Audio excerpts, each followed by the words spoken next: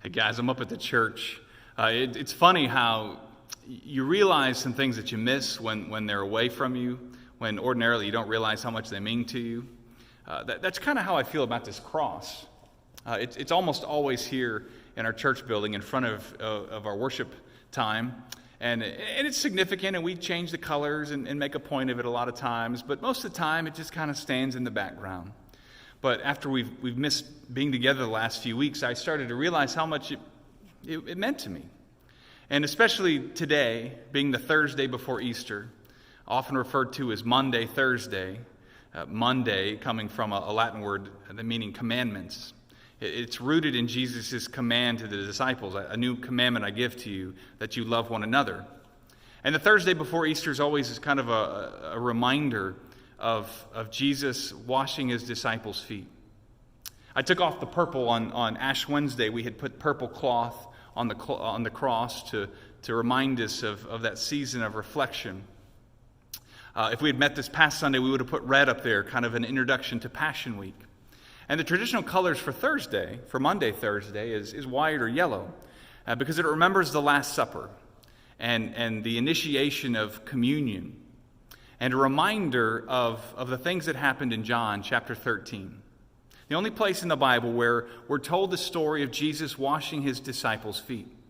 It's always been one of my favorite stories. It's the most, I think, vivid portrayal here as we're entering the crucifixion narrative. This picture of Jesus, and what I love about the story is John gives a little editorial comment to begin the chapter.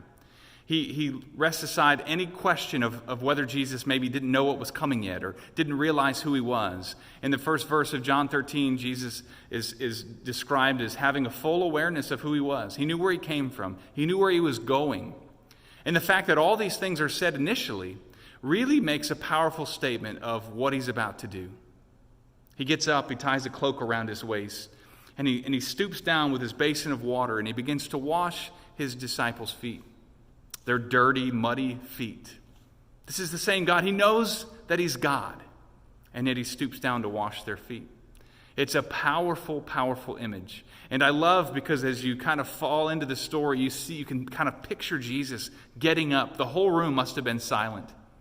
And he gets up and he looks at each of them in the eye and he says, "Now, as I've done this as your teacher, and Lord, you should do this to each other."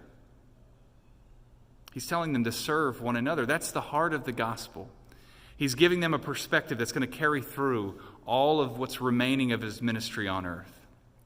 It's a powerful, powerful message. And as we rush to Good Friday and rush to Easter Sunday, let's spend some time dwelling in the ambiguity and unknown time.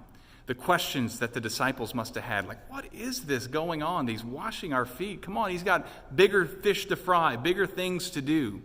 It's the beauty of the Easter story is that it reminds us that greatness is not always defined in the way that we would understand it.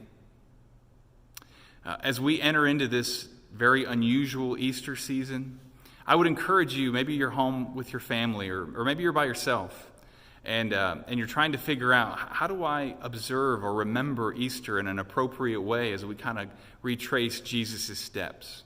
Well, today on Thursday, take some time to appreciate the event of Jesus washing their feet. Try to find a way to maybe wash someone else's feet today. Now, I know you probably don't need to be touching feet of other people because of social distancing and all that, but it's simply a metaphor for serving others, for thinking of others above ourselves. And right now, there's someone in your life that I'm sure you have the power through a telephone call or a text message or whatever to really lift their spirits. We are at our best as humans when we're thinking of others. And I'm certain that was Jesus' ministry, that his message in this moment was to be thinking of other people.